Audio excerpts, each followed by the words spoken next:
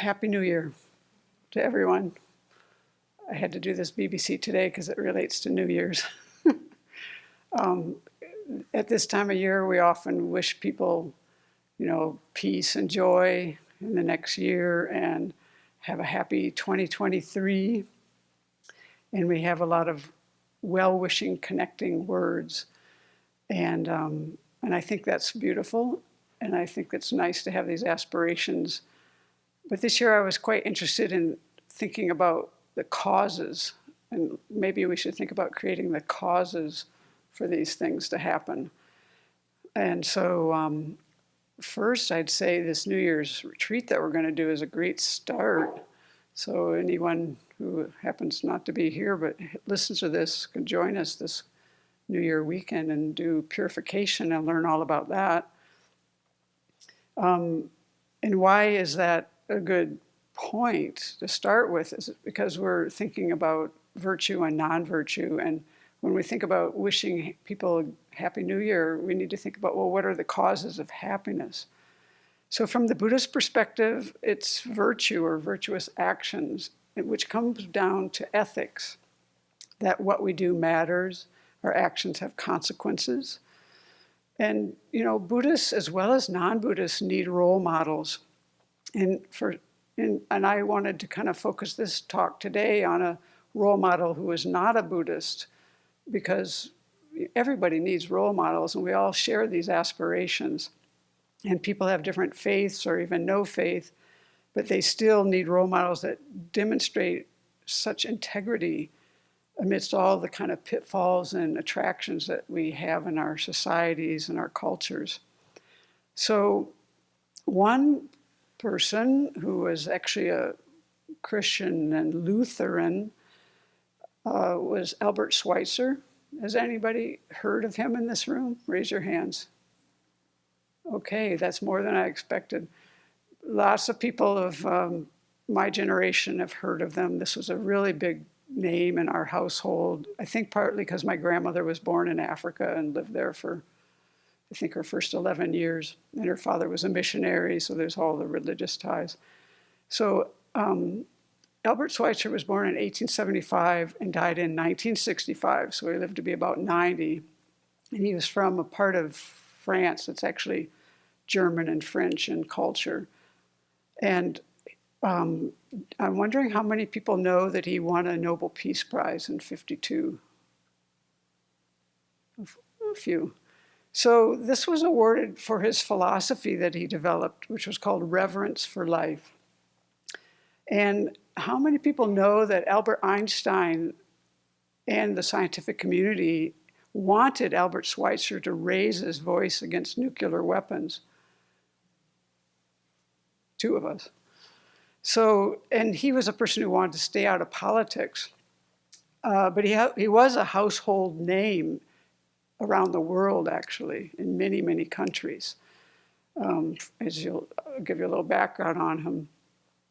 So yes, he did eventually in the 50s through at least 60 through, in the early 50s through at least 62 when we had the Cuban Missile Crisis. He spoke out, writing letters, publicizing things, writing letters to presidents, speaking at the UN, or writing letters to the UN, even though he had always stayed out of politics before then. So those are kind of some major things about him, but I just want to explain who he was a little bit so you can understand the excerpts that I want to read, and one in particular about ethics. But to understand even that, you have to know a little bit about him. He was a musical prodigy from a very young age. He became a minister, went through theological studies, and then got a doctorate in philosophy in 1899. He wrote a dissertation on Kant, the religious philosophy of Kant. He ended up being a minister, a preacher, and a high-ranking church official. But he was also an organist and a musicologist, acclaimed author on religion. He wrote a book about Bach. He wrote about religion. He wrote about civilization. He was a humanitarian. And he was a person who was considered to have made a great contribution to ethical thought. Then I think I figured out he might have been around 30 at this time. He decided to move out of that life and become a physician. And so he went to medical school, and he first went to Africa. It was at least by, I want to say 2013, he was setting things up, working with a mission. He wanted to serve people who didn't have access, really, to healthcare. And when World War I happened, he had to leave for a while. I think he was actually maybe interned. But then he actually, he would go back to Europe at times and do concerts, because he was a classical musician who was playing publicly from the time he was young, and he raised a lot of money that way. So eventually, when he got back to Africa in 24 or so, he stayed there the rest of his life, and he died in 65.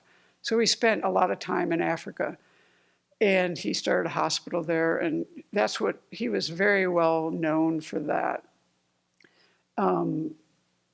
So he wrote a little bit about ethics and this reverence for life. He said, ethics is nothing other than reverence for life. Reverence for life affords me my fundamental principle of morality, namely that good consists in maintaining, assisting, and enhancing life, and to destroy or to harm or to hinder life is evil. So in his worldview, evil exists, and to be unwholesome things or destructive things, he would have called evil. But this thought that he had, actually, he was very interesting, even from the time he was a child, because he felt very deeply for the suffering of all creatures around him. Before he even went to school, let me just read what he wrote, because he says in his autobiography, I believe, as far back as I can remember, I was saddened by the amount of misery I saw in the world around me. Youth's unqualified joy of life I never really knew. One thing especially saddened me was the unfortunate animals had to suffer so much pain and misery.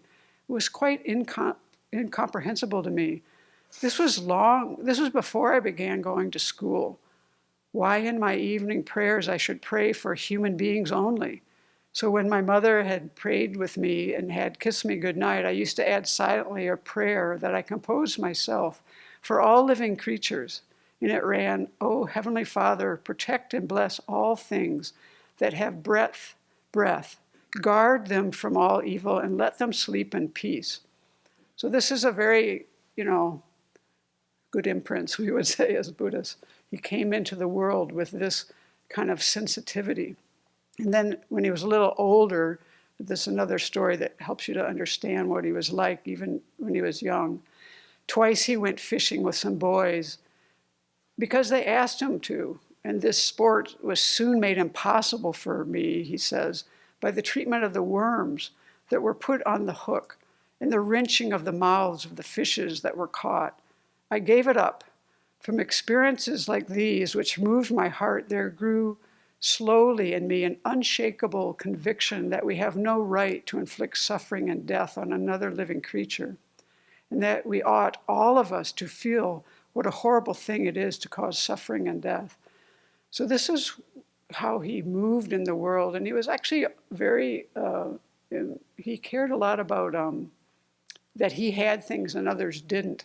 That's why he went to Africa. That's why he gave up his successful career and became a physician. He wanted to serve the underserved, is how we would say it now. And then this kind of awareness of this reverence for life, I guess is the easiest way to say it.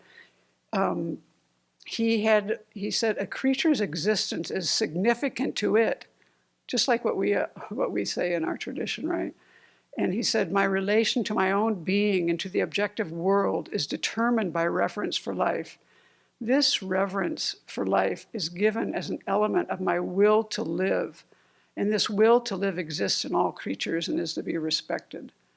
So that's kind of a little bit about him and his, life and his major idea that he won a Nobel Peace Prize for.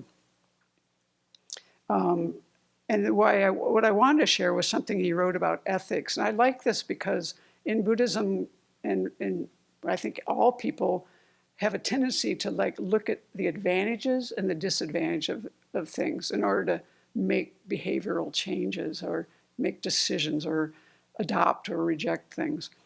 And so here he's explaining some of his thoughts about the importance of ethics in civilization, or I would say society. And I'll just read this. Entering on the question as to what is the real essential nature of civilization, I come to the pronouncement that this is ultimately ethical. I know that in stating this, the problem as a moral one, I shall surprise and even discuss the spirit of our times. So he came up to this philosophy from like 1900 to, he had those words came to him in 1915, but he kind of consolidated all these thoughts. It took him about 20 years.